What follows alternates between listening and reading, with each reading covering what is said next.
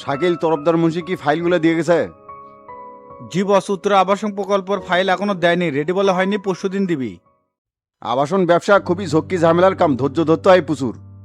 কাল ওখানে যা তদারকি করে দেখবা সবকিছু ঠিক আছে কিনা। ঠিক আছে বস, যাবনি, তবে কন্ট্রাক্টর খুব স্লো, কাজ আgoয় না। টার্গেট অনুপাতে কাজ করতেছে কিনা সেটা তুমি দেখবা, যদি এরকম মনে হয় তাহলে চেঞ্জ করবা। এখন যা গাড়ি বার করো, বৃদ্ধাশ্রমে যাওয়া লাগবে, এক সপ্তাহ হলেও তো ওখানে যাওয়াই হচ্ছে না। আচ্ছা ঠিক আছে বস।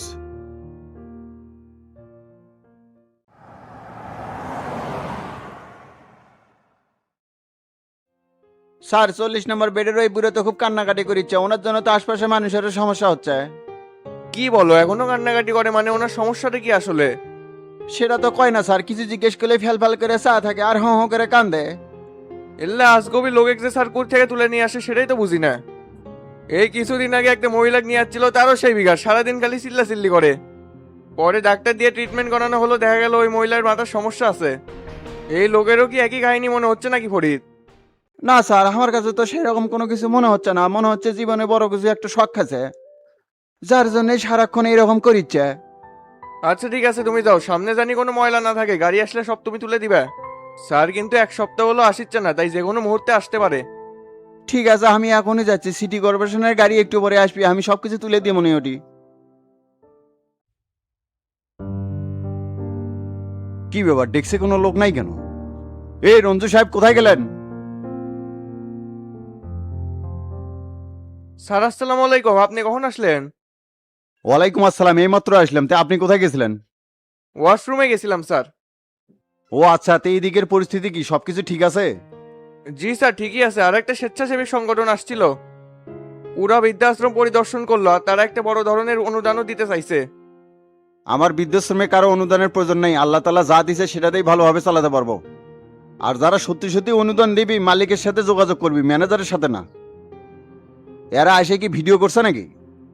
জি স্যার, ডকুমেন্টারি তৈরি করলো। বুঝতে পারছি, অনুদানে ধাপ্পা মেরে ভিডিও করছে, এটা এখন ইউটিউবে সাইডে টাকা কামাবি। এই স্বেচ্ছাসেবী সংগঠনের নাম কি বলছে? কি জানি একটা বললো, ও হো মনে পড়ছে স্যার, তরুণ সংঘ। ভুয়া, এরা হলো কন্টেন্ট ক্রিয়েটর, বর্তমানে দেশে প্রচুর হারে আর বৃদ্ধি পাচ্ছে। সাপ্রি ইউটিউবার, নেক্সট টাইম আমার অনুমতি ছাড়া কাউকে ঢুকতে দিবেন না। আচ্ছা ঠিক আছে স্যার। আর আজকে খাবারের মেনু কি কি ছিল? সকালে ডিম ভাজার খিচুড়ি দিছি স্যার, দুপুরে রুই মাছের ঝোল, আর রাত্রে বেলা মুরগির মাংসের সাথে ডাল রাখছি স্যার। ভালো করছেন। আর খাওয়া দাওয়ার কারো সমস্যা হচ্ছে না তো? সমস্যা তো একটা হচ্ছেই স্যার, সেই দিন যে বৃদ্ধ লোক নিয়ে আসলেন না, উনি তো কোনো কিছুই খাচ্ছে না, খালি কান্নাকাটি করিচ্ছে। এই মানুষটার কারণে তো অন্যান্য লোকজনেরও সমস্যা হচ্ছে। আচ্ছা ঠিক আছে, আপনি সকল হিসেব রেডি করেন, আমি ভেতর থেকে আসতেছি। ঠিক আছে স্যার।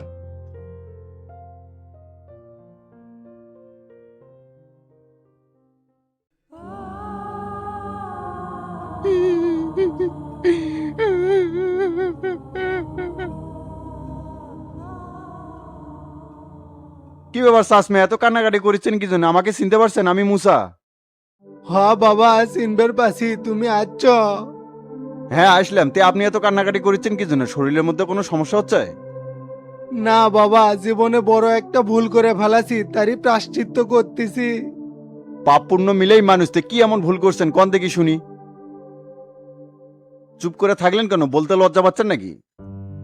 দেখেন চাচা, এই পৃথিবীতে আমার কেউ নেই, ছোটবেলাতেই বাবা মাকে হারাছি। বাবা মা না থাকার দুঃখটা বুঝি, এই জন্য বৃদ্ধাশ্রমটা দিছি। এখানকার প্রত্যেকের মাঝে আমার বাবা মাকে খুঁজে পাই। সেডে এটি এসেই বুঝবার পাছি বাবা, তে দাঁড়ে আসো কে, বসো। এখন বলেন তো আপনার কি হয়েছে, এরকম করতেছেন কেন? আমার নাম সলিম গাজী, গ্রামের মধ্যবিত্ত একজন কৃষক। মানিকগঞ্জ জেলার চৌহানিতে আমার বাড়ি। আমার বাড়িয়ালি করোনার সময় মারা গেছে, আপন বলতে আমার দুটো ছেলে আছে। ও আচ্ছা, তারপর? সংসারের অভাব মিটাতে বড় বেটাকে বেশি পড়াশোনা করাতে পারিনি, অল্প বয়সেই বিদেশ পাঠিয়ে দেই। আর ছোট যে বেটা আছে তাক কলেজে ভর্তি করে দেই। মাসে মাসে বড় বেটা টেকা পাঠাচ্ছিল, এইভাবে দিনকাল ভালোই যাচ্ছিল। তার পাঠানো টেকা দিয়ে অনেকগুলো জমি কিনি আর একটা বাড়িও করি। 2024 সালের মে মাসের ঘটনা, বড় বেটাক না জেনেই ছোট বেটাক বিয়ে করাই। না জানে করালেন কেন? কারণ জানালে মন খারাপ করবি যে বড় বেটা থাকতে ছোট বেটাকে আগেই বিয়ে করাচ্ছে। এভাবেই স্বার্থপরের মতো গোপন করে বিয়েটা সারে ফেলাই। এদিকে ছোট বেটাক বিয়ে করানোর পর বেশ কিছুদিন সবকিছু ঠিকঠাক মতোই চলতেছিল। হঠাৎ একদিন আব্বা ওই লোকের সাথে তো আমার কথা হচ্ছে, চাকরি বাকরি চিন্তা বাদ, এবার ব্যবসায় করা লাগবে।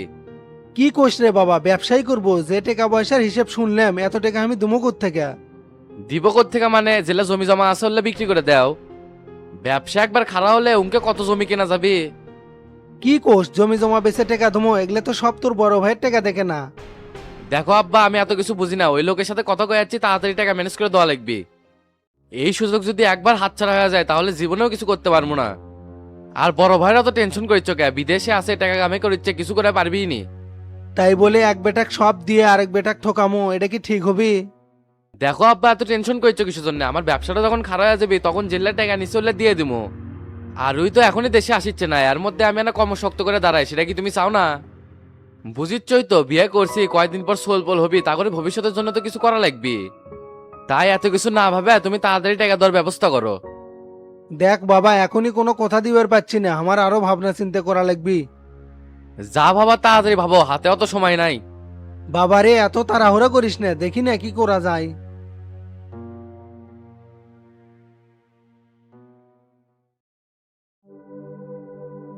কি মুখকে অঙ্কা করে রাখছো? আব্বা কি টাকা দিতে রাজি হলো না? রাজি হয় আবার হয় না, কি যে করবি বুঝে পারছি না। এইদিকে 5 দিনের মধ্যে টাকা না দিলে তো শরীফ ভাই পার্টনার হিসেবে নিবি না। কও কি এঙ্কার সুযোগ হাতছাড়া করবে? শোনো, আমার তো মনে হয় না তোমার বাপে এত সহজে টাকা দিবি। তাই সব কাগজ ঠিকঠাক করে তোমার বাপে ভুলভাল বুঝে লিখে নাও। আর যদি একবার লিবের পারো তাহলে তুমি সবকিছু বিক্রি করবে পারবে। সেটা তো বুঝছি, কিন্তু বড় ভাই যদি কোনো ঝামেলা করে? তাই দেশে কবে আসবি না আসবি তুমি আছো ওই হিসেব লিয়ে। এর মধ্যে আমরা সব গুছিয়ে নিবার পারবো। আর তোমার বাপেক তো ফেলে দিচ্ছি না, আমরা সাথেই নিয়ে যাবো। আচ্ছা ঠিক আছে, আমি ব্যবস্থা করিচ্ছি।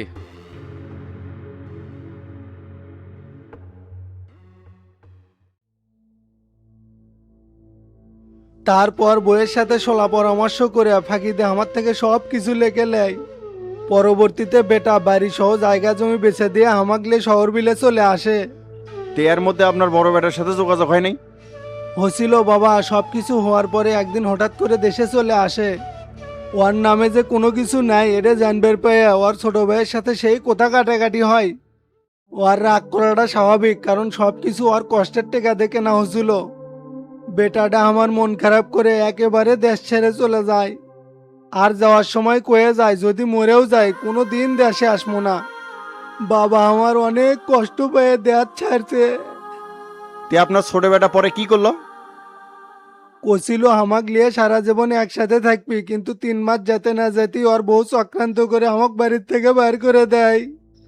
দিন রাত খায়ে না খায়ে পথে পথে কত ঘুরছি, আমার বড় বেটার সাথে যে অন্যায় করছি তারই শাস্তি পাচ্ছি বাবা। আমি কোনো দিনও নিজে ক্ষমা করবে পাবো না, সারাক্ষণ এই যন্ত্রণায় ভুগতেছি। আসলে চাচা, মানুষ বোঝে না, একজনের হক মারে যদি আর একজনের দেওয়া হয় এর ফল কোনোদিনও ভালো হয় না। আর আল্লাহ তাআলা তো বলছে কেউ যদি কারো হক মারে সেটা তাই ক্ষমা না করা পর্যন্ত আল্লাহ তাকে ক্ষমা করে না। হ বাবা, আমি বহুত বড় পাপ করে ফেলাছি, এইরকম ভুল যেন আর কেউ না করে।